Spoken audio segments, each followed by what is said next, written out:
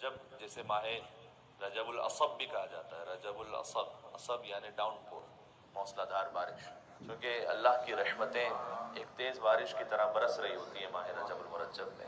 حدیث میں آیا ہے کہ ڈبل ایفیکٹ ہوتا ہے ماہ رجب المرجب کا، یہ کہ ہر نیکی کا ثواب دگنا عطا ہوتا ہے، ہر توبہ کا نتیجہ یہ ہوتا ہے کہ 2 برابر گناہ اللہ معاف کر دیتا ہے، تو دگنے گناہوں کو مٹا دیتا ہے، دگنا ثواب عطا کرتا ہے۔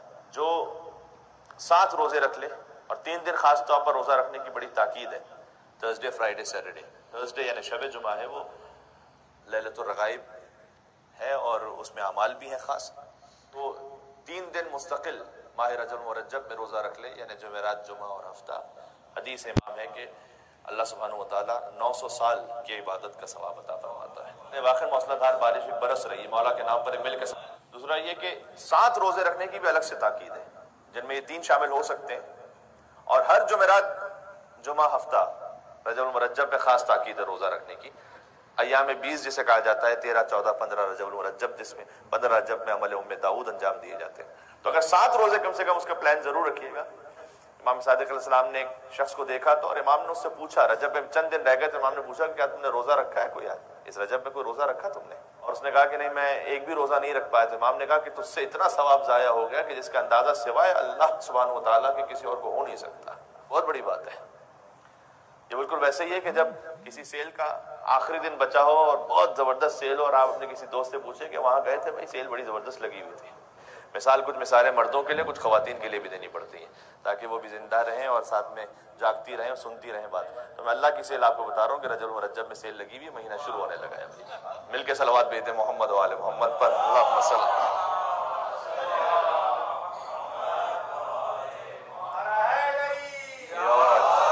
موسلا دھار بارش یعنی ایک سیل کے واقع مہینہ شروع ہو گیا اللہ سبحانہ وتعالیٰ کی جانب سے۔ تو 7 روزے، اس حدیث کو میں عرض کر دوں، یہ احادیث یا مسائل الشیعہ سے ہیں یا من لا یحضر الفقیہ سے ہیں، جو آپ کی خدمت میں پیش کر رہا ہوں۔ 7 روزے رکھنے والے کے لیے 7 جہنم کے دروازے ہیں، ان 7 کو اللہ بند کر دیتا ہے اس کے اوپر، یعنی اب انشاءاللہ جہنم میں جانے کا امکان اس کا بند ہو گیا، یعنی اللہ ایسے اعمال کی توفیق دے دے گا انشاءاللہ ان 7 روزوں کے صدقے میں کہ پھر جہنم نہیں جائے گا انشاءاللہ وہ شخص۔ پہلے دن کا غسل، رجب کے وسط میں غسل اور آخر میں، اس کی بھی الگ سے تاکید ہے کہ ویسے کہ جیسے انسان ابھی شکم مادر سے متولد ہوا، اللہ سبحانہ وتعالیٰ گناہوں کو معاف فرما دیتا ہے۔ دیکھیں کہ ایک عمل پر کیا کچھ ثواب عطا ہو رہا ہے۔ یہ وہ غسل ہے کہ جس کے بعد وضو کرنا ضروری ہوتا ہے رجاء مطلوبیت کی نیت سے۔ نماز کے لیے اگر آپ پھر وضو کرنا لازمی رہے گا، یہ فقہی مسئلہ بھی آپ کے سامنے عرض ہو گیا۔ اور روزے کے حوالے سے بھی کہ جن کے قضا روزے ہیں وہ قضا کی نیت سے رکھے تو انشاءاللہ رجب المرجب کا ثواب بھی عطا ہوگا اور قضا بھی عطا ہو جائے گا۔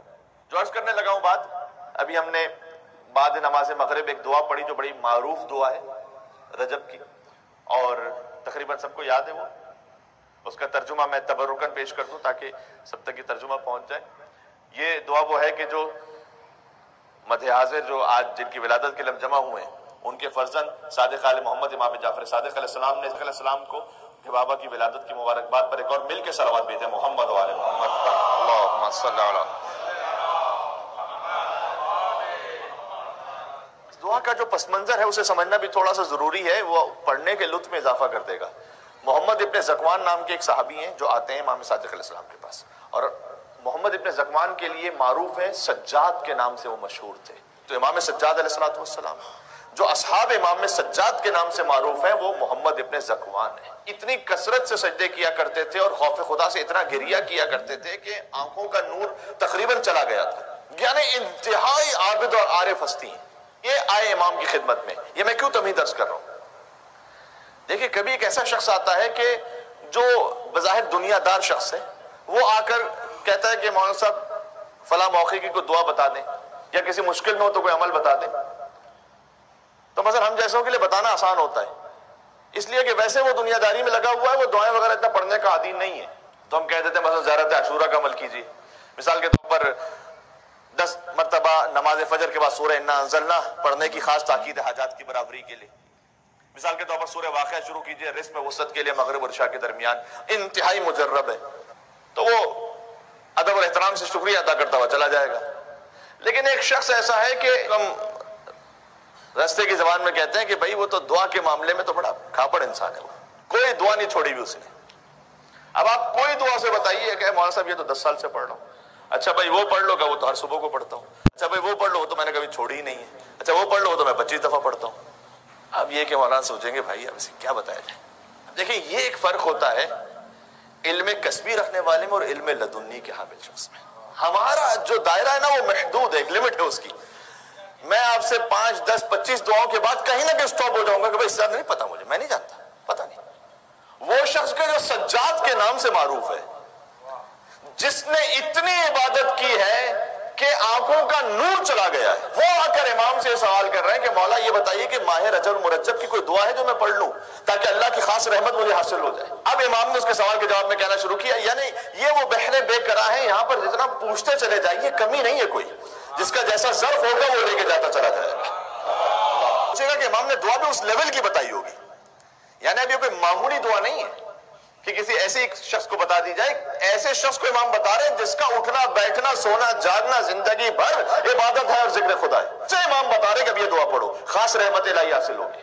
کہا کہ بسم اللہ الرحمن الرحیم لکھو, اور پھر امام نے فرمایا کہ یا من ارجوہ لکل خیر وآمن سخطہ عند کل شر, اے وہ کہ جس سے ہر خیر کی امید لگائی جاتی ہے, وآمن سخطہ عند کل شر, اور جس سے انسان امان طلب کرتا ہے ہر شر کے لیے کہ پروردگار تو مجھے ہر قسم کی آفت اور شر سے محفوظ فرما دے, تو ہی ہے کہ جو امان عطا کر سکتا ہے. یا من یؤتی الکثیر بالقلیل, جو بہت کم کے بدلے بہت زیادہ عطا کرتا ہے. سبحان اللہ. یا من یؤتی من سأل, اے وہ کہ جو اسے عطا کرتا ہے جو اس سے مانگتا ہے. یا من یؤتی من لم یسألہ, تو اسے بھی عطا کرتا ہے جو تجھ سے نہیں مانگتا ہے. یا من یؤتی من لم یعرفہ, تو اسے بھی عطا کرتا ہے جو تجھے نہیں پہچانتا ہے. اچھا جب اللہ سبھی کو عطا کر رہا ہے, یعنی امام کہہ رہے ہیں کہ جو مانگ رہا ہے اسے بھی اللہ دے رہا ہے, جو نہیں مانگ رہا اللہ اسے بھی دے رہا ہے, جو نہیں پہچان رہا اللہ اسے بھی دے رہا ہے, تو پھر دعا مانگنے کا فائدہ کیا ہوا؟ یہیں سے دعا مانگنے کی مسئلہ سمجھ میں آتی ہے کہ دعا فقط اپنے روزی روٹی دنیاوی رزق معاملات کے لیے نہیں ہے.